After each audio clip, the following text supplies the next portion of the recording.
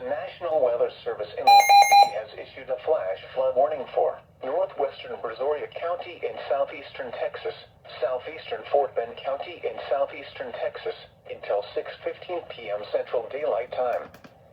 At 3:12 p.m. Central Daylight Time, Doppler radar and automated rain gauges indicated thunderstorms producing heavy rain across the warned area.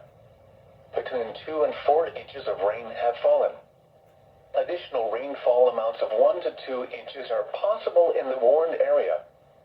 Flash flooding is ongoing or expected to begin shortly. Hazard: flash flooding caused by thunderstorms. Source: radar and automated gauges. Impact: flash flooding of small creeks and streams, urban areas, highways, streets and underpasses, as well as other poor drainage and low-lying areas.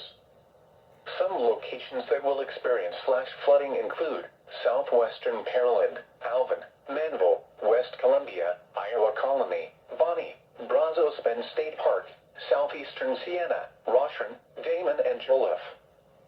Turn around. Don't drown when encountering flooded roads. Most flood deaths occur in vehicles. Be aware of your surroundings and do not drive on flooded roads.